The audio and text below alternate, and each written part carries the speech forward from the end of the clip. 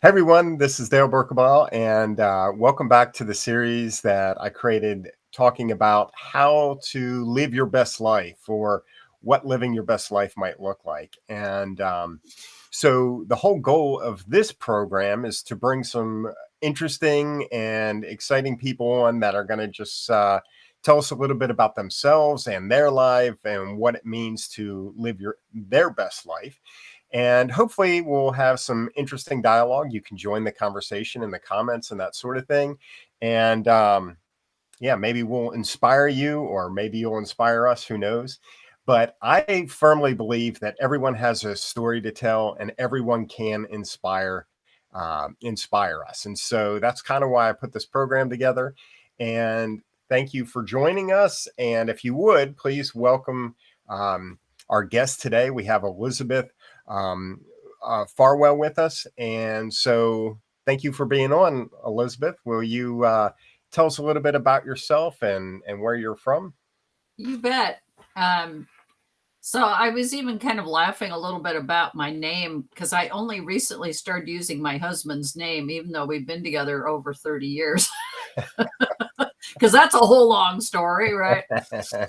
Anyway, I was born in Berkeley, California, which later was kind of used accusingly against me because I'm pretty liberal, even though I was just a baby, right? So, okay. There's a lot in my life, so I'm going to just try to flow with keeping it concise, but maybe interesting. Okay. So I basically grew up in a fairly traumatic, not very safe environment. And so I remember being in grade school and thinking, maybe when I get to middle school, well, of course, it was junior high back then, since I'm almost 65. Uh, Maybe I'll find it when I get to junior high. When I got to junior high, no, I didn't find whatever it was. I didn't know what it was, but so then it was like, maybe I'll find it in high school. No, that wasn't it. And so where I found it was a surprise. I went and took a yoga class when I was 17, a senior in high school. And it was like, whoa, big click. And I had a pretty amazing experience where I even left my body during the Shavasana, during the layout portion. So it was pretty amazing.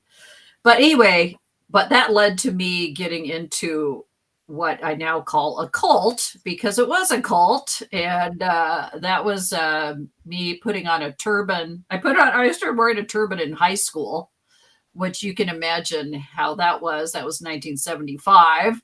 So you kind of find out right away who your real friends are, right?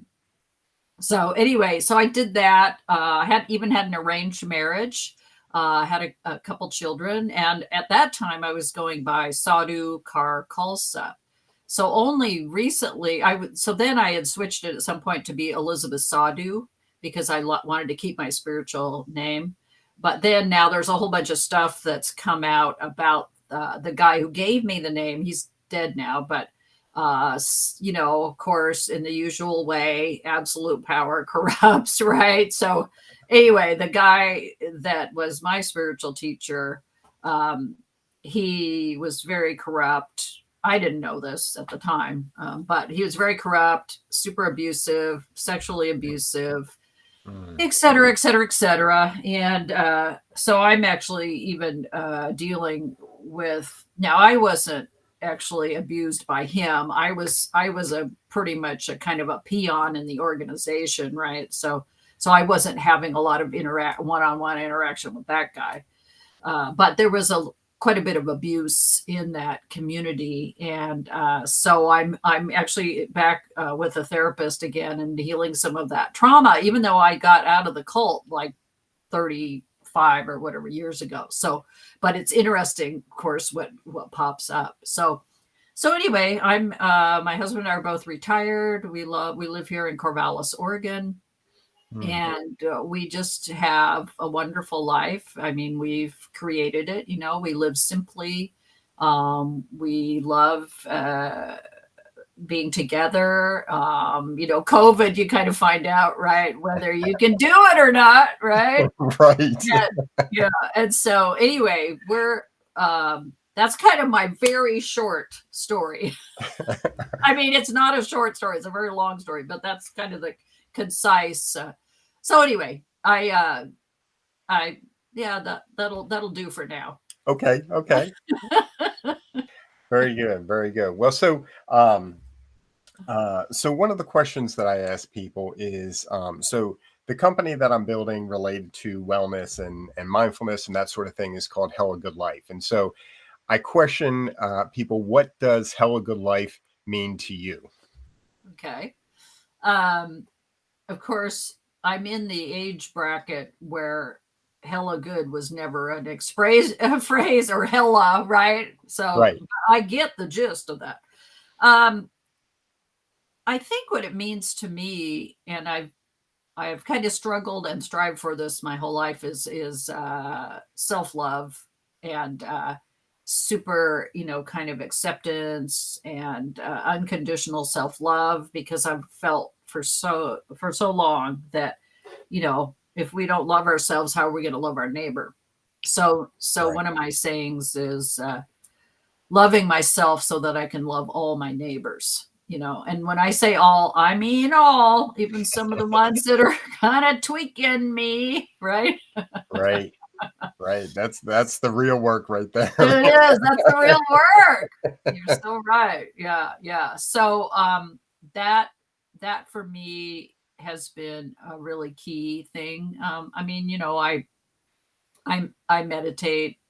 I really don't meditate as much as I used to, but I'm working to be back more in that, because I know part of my internal messaging is kind of like, get it done, get it done, get it done, get it done, which of course our society absolutely, works, right? So I've been really working with the help of my husband, is my best kind of talk me off the ledge guy, right? And so I've been working to just be more still, feel my feelings. That's my therapist, like feel it in my body and what is it, kind of thing, which, like I said, I'm almost 65. So you'd think I'd know, but no, I'm learning how to name the feelings in my body. So anyway, just and in the midst of all that, I like to say I'm wallowing in gratitude, and so just being in that mindful state of like really appreciating everything, even the challenges. For instance, last year I dealt with I was diagnosed with breast cancer, Oh gosh. and I was very lucky. In fact, it was a COVID miracle that it was caught, because Mm. I hadn't had a mammogram in over 10 years, and I had to go see my OBGYN. This is like in 20 wait, 2020. Yeah, this all started in 2020. Mm. So I had to go see my OBGYN, and she said, okay, let's schedule a mammogram. And I was kind of like, oh, okay. But fortunately, they call you, at least here where I am, they call you. Hmm. And so I'm like, oh, okay. So, because then it didn't mean I had to call them. So they called me. So we set up an appointment for April. This is April 2020. Then I get a call, oh, COVID, we have to cancel that, right? So I didn't have my mammogram until December of that year. Oh. And they found a very small tumor. And I'm convinced that it wouldn't have shown up in April, and that I would have been like, yeah, I'm good for another 10 years, Mm. So that's why I call it my COVID saved my life, right? But anyway, with all that's I am actually very grateful for the breast cancer. My husband and I got closer than ever.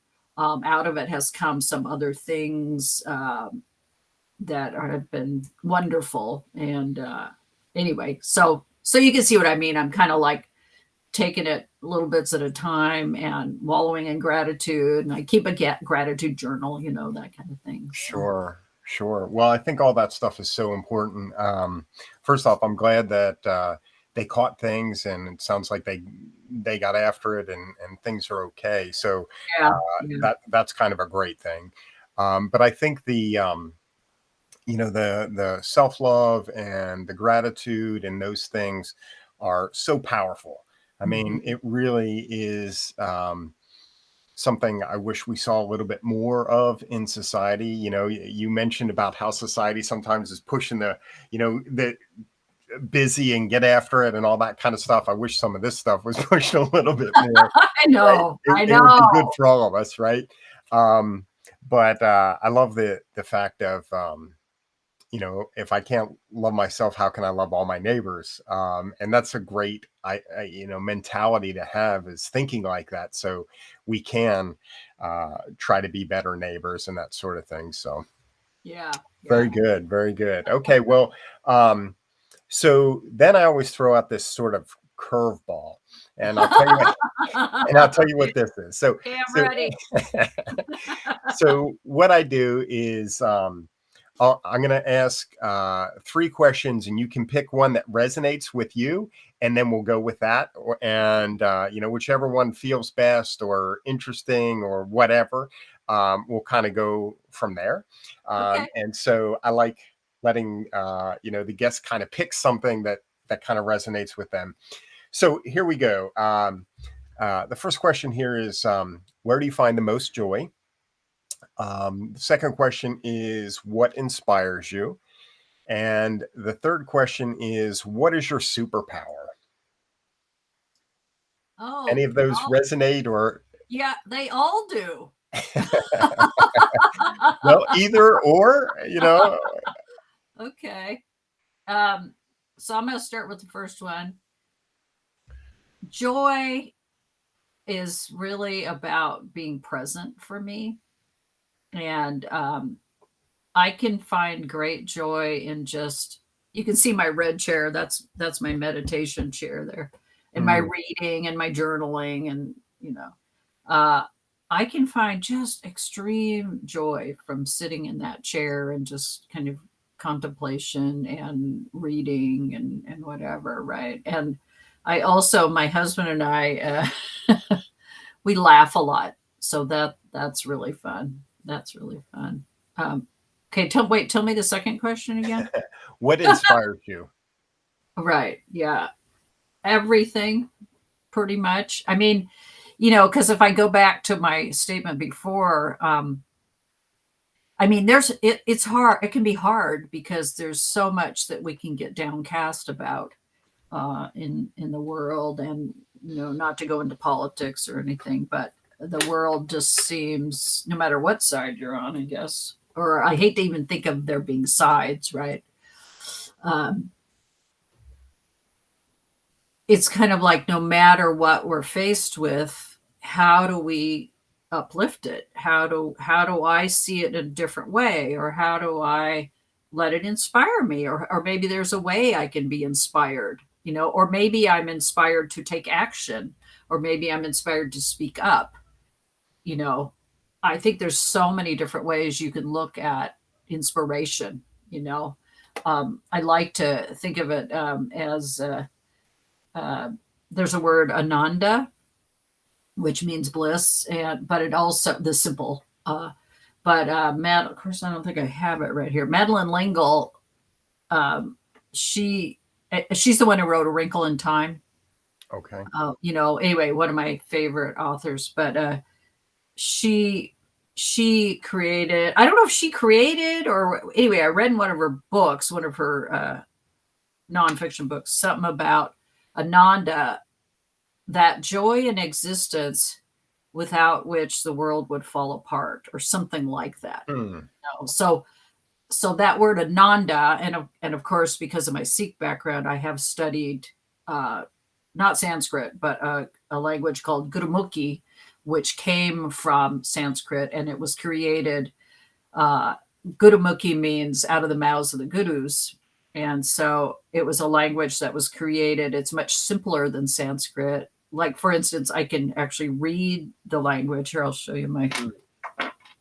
I don't always know what all of it means, but this is what my little prayer book looks like. Okay. Yeah. So anyway, I know some words. So Ananda has always been a powerful word for me. It's kind of like that ineffable bliss. Like, how do I describe that? you can't really, right? Right. Yeah. So I would say my superpower, I think I have a lot of superpowers actually, and I'm not all filled with ego about it because partly I've had people say to me, you should tell people that so I'm probably pretty psychic. I mean, I am. I shouldn't even say probably. I also talk to dead people, although Mm. the dead people are like, we prefer not to be called dead. We've just moved to another dimension, right? I have a lot of guides and angels, like Archangel Michael is one of my kind of buds, and so I have kind of that stuff going on, but I'd love to do more with it, but I don't do much with it at this point, except for myself or a couple really close friends. But I think so those are kind of this superpower-ish thing. But I think one of my superpower, I think maybe in some ways my main superpower is that I kind of find humor in everything, which sometimes gets me into trouble. But but I laugh a lot. And my husband and we rarely, I'll knock on wood, fight. We just kind of laugh about everything now. And so I would say maybe laughter is a pretty powerful superpower that I have. I have, well, my husband, and now if my husband were here, he would say one of my superpowers is that I can talk. He always has me, or I'm the volunteer person to talk to anyone on the phone about, like, if you have to talk to like um, the internet people or the bills, any kind of bills Oh, you pay, or just any of that kind of stuff where they've got phone trees in it. It's very frustrating. Well, right. so Jim would say my superpower is that I can talk to anybody and make friends with them. Mm. And for instance, actually a really good example of that was, who was it I had to talk? I had to talk to somebody recently. I can't remember who it was, but anyway, it turns out the guy was from the Philippines, and we were yakking and laughing and giggling, and he had to pause for, there was something he was waiting for the computer to process, and so he had said something about singing and dancing, and I said, "Oh, are you going to sing me a song?" And so I actually got the guy to sing me like 3 different songs.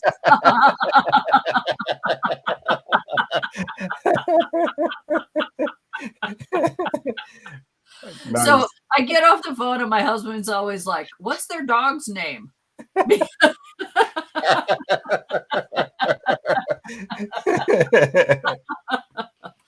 So anyway, I really like people, and I like to get to know people, and I feel like it's really important, especially in these polarized times, to just stay open, and listen, listen, listen, listen, and also to me, it's like keeping your heart open, because like you said at the start of the show, you never know who's going to be inspired or how I might be inspired or whatever. If I just go out into the world and just be myself, um, you just never know what might happen. Right. Right. Yeah, I love that. I think it's very easy to wall ourselves off and not make those connections, even less important connections with maybe those people on the bill call or whatever. But Yeah. why not enjoy yourself? So I Yes. think I think I think you have a great attitude there. Why not, just enjoy life a little, right? Yeah. Yeah. Exactly. Exactly. I love it. I love it. Okay, so one of the other questions I have is, um, what is one of your biggest successes or an area that you're most proud of in life? Okay. It's interesting because, of course, in our brains, we immediately want to talk about what we've achieved in the world, right? And I just read this really very cool article about aging, and as I'm starting to read it, I'm thinking to myself, no, it's an inside job. You gotta feel it inside. It's not outward. It's not outward, And so, I had some fun achievements in my career. I was a human resource person, Okay. um, and which was slightly amusing because I'm a bit of a rule breaker. Uh, you know, but mostly for me, human resources meant I was really listening to people, and I was an advocate, and I fought a lot of injustice in the workplace, of which then I would have arguments with my boss because he's like, "What are you doing?" And I'm like, "That's why I'm here. I'm for the people. That's what my job is, to balance." And so anyway, I can happily say I was fired from my last HR job because I wouldn't shut up about injustice. They told me I talked about feminism and diversity too much. It's like, that's why you hired me, people. But anyway, and then I got laid off or position eliminated probably at least 4 other times. So Hmm. so anyway, I'm proud that I didn't shut up, right? Because I wouldn't have been able to live with myself. Now, this also shows a level of privilege, right? Because I, I if I had been in a place so I'm married and my husband also had an income coming from him. So if I had been on my own, and let's say I had little kids and I was a single mom and I really needed that job, to live, then I probably would have had to be really careful about what I said and stuff, right? So just kind of recognizing that privilege that I was able to be able to speak up and stand up for people. And anyway, I was I always liked going, and I would meet people. I would go in the middle of the night, even because I often worked. Several times I worked in a manufacturing setting, and so Hmm. it's 24/7. So I'd go in the middle of the night and talk to people and get to know people there, and just kind of let people know I'm there for them and stuff. Um, so I would say, I mean, that's an achievement. I feel good about that. But I think I feel the most, well, okay. We're not going to count kids here because my two all grown up kids are maybe older than you. My son just turned 42, but I have these amazing children who are fabulous. And so I'm very blessed by that kind of achievement. Although my son used to always tease me and say, one cell, that was my contribution. And we laughed. I would say probably my biggest achievement is finding peace. I, like I said, I grew up in probably with parents who never should have had kids, and they were drug using, alcoholic, not ever felt safe. In fact, fairly in the last couple of years, I've realized I don't think I have any good memories from my childhood.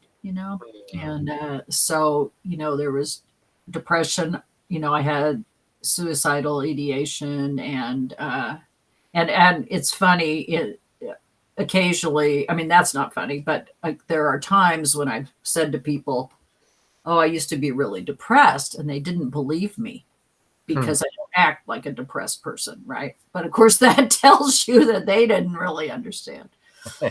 So one of the blessings that came out of the breast cancer stuff is I chose to start taking this drug called anastrozole, which is an anti-cancer drug, and I'll take it for 4 more years. It's a 5-year thing, but what it does is it has a ton of side effects. So it exacerbated a lot of things that I have, one of which is anxiety and depression. And so Hmm. it really, really exacerbated that. But because of that, I'm now on Zoloft, which is really been so helpful to me. It's like I never knew I could get it, or it never occurred Hmm. to me that I had a bad enough depression or anxiety or whatever. Do you know? And so the fact that I'm getting that has just been amazing, like really, really lovely. But so anyway, within all that, I've been working with a therapist and I just feel so good about the healing I've been doing and um, just that peaceful, finding a lot more peace within myself, and that it's not about achieving outside. It's not about getting it done, It's about can I be with myself and feel happy? Yeah. Yeah. That's a powerful thing, and we could all do a little more work in that space. I like to say that I think everyone should be in therapy. It should be like a law. It would only take a couple generations, right? There you go. Get started down that path. There you go. Right, right. Okay, so we talked about some of the wins in life, and the next question is, what is one of the biggest hurdles or challenges you have overcome in life?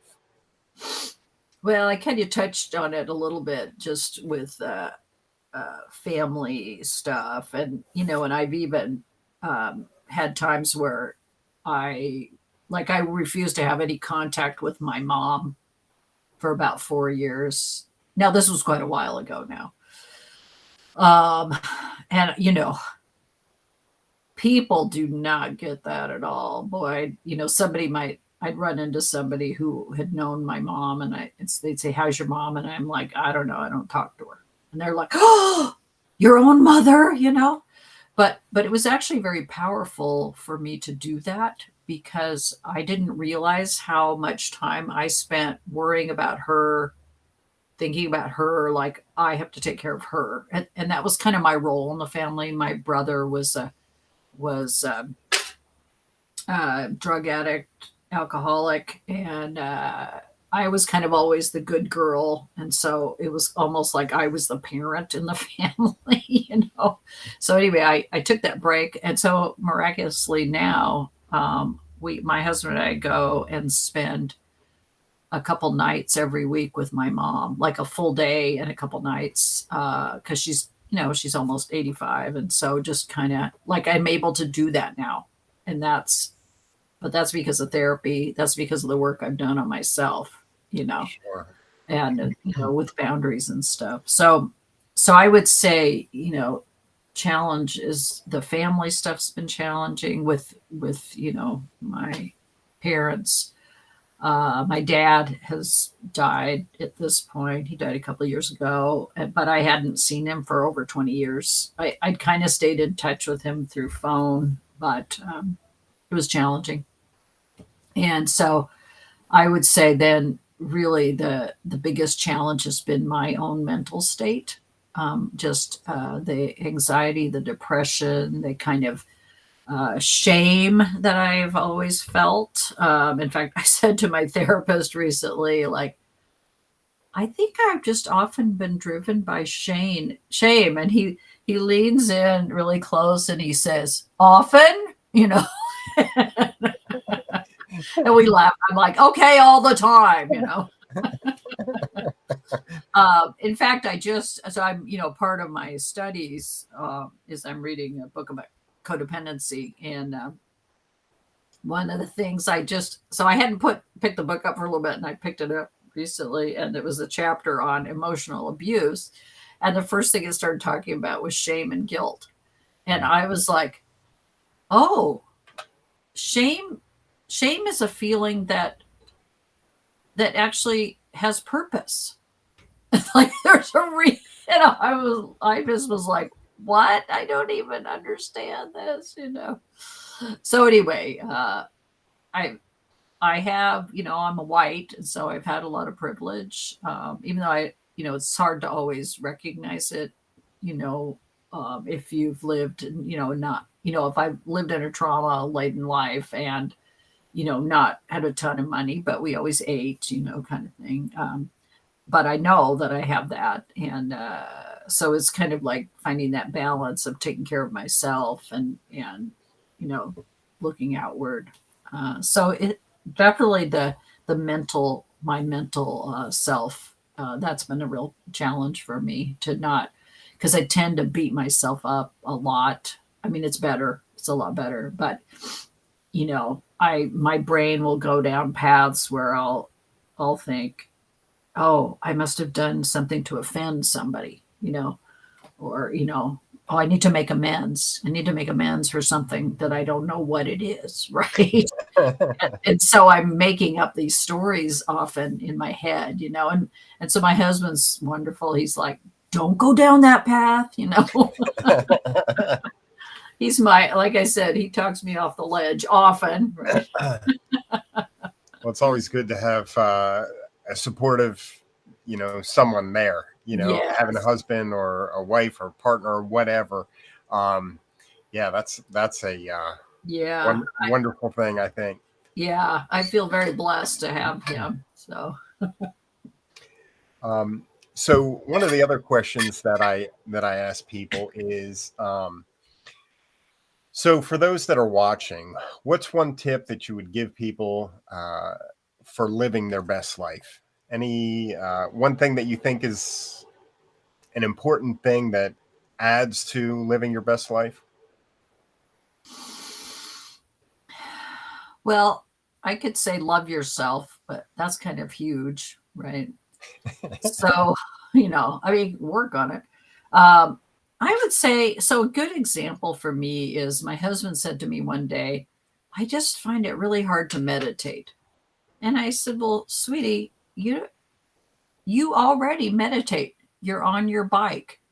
He rides his bike miles and miles and miles and miles. I mean, like 8,000 miles or more in a year kind of Oh, thing. wow. And so I said, sweetie, that's your meditation. You're riding your bike. So I think my tip would be, we can so easily beat ourselves up about so many things. And maybe it's pausing for a moment to see, oh, maybe I already do this thing. At some point I had this realization that I can make my life a meditation, right? So it's washing the dishes meditation, walking meditation. For me, it's sewing meditation. It's kind of like anything. And if you can get to a space where you just maybe just sit there and not do anything at all, that can be very powerful. But you know what? Even if you just did it for a couple minutes or 5 minutes, because I think often it's like, oh, well, just meditate, right? And then people think, oh, I got to meditate an hour twice a day, and Right. um, and really, if you think about it, we all have something that we're can be very focused on. Like you're with your kid, right? Your son, right? Mhm. Like that's your kid meditation time. You know. So anyway, I guess so my advice or my tip is just to notice what you do already and quit beating yourself up. Right? Yeah, that's so easy for us to do. Oh man, yeah. Okay, and so I guess where can people follow you if they wanted to reach out to you or if they wanted to follow you? Is there someplace that they can Um, connect with you if you yeah, wanted? yeah. I actually have a blog which I may launch into again at WordPress, and it's Elizabeth. I think if you Google Elizabeth Farwell, you'll find me. And I have Instagram. I'm Warrior Goddess of Joy, and then of course I'm on Facebook, um, Elizabeth Farwell. I think it's possible because I've been kind of. It feels like this COVID time has been such a time of fomentation, right? and just percolation and seeing, and so I've been getting little inklings about, am I going to be doing something um, with my superpowers, right? Because I'd love to do that. It would be really fun for me, and but I'm pretty low key about it because, you know, uh, anyway, it's just like, what do you do? What do you do with it? Right. So we will see what happens. I don't know what that looks like yet, but I do have the WordPress, Elizabeth Farwell, Instagram, Warrior Goddess of Joy, and then I'm on Facebook, Elizabeth Farwell. So. Awesome. Awesome. Well, thank you for your time. I appreciate it. And um, I also share that if you're watching this and you'd like to be on this program, then reach out in the comments and we can schedule something. I'd love to have other people join me having these conversations. And I'd also ask you to like and share and subscribe if you're over on on YouTube. And thank you so much for watching. I always say life is messy, but living doesn't have to be. And so, any other last thoughts, Elizabeth? No, this has been really fun. I was amazed that I could keep my life story kind of not too long. Although, Well, if I'm pretty open. If anybody has any questions about anything about my life, I'm happy to share because it was pretty interesting being in the cult and all that. So. Yeah, well, maybe there's another show in the future. Yeah, But, we'll see. but it's been great talking to you. It's been great getting to Thank know you, you a little bit Dale. better, hearing your background and all Yeah. that stuff. So thank you for being on the show. Yeah, you take care. Okay, you too. Have a great day, everyone.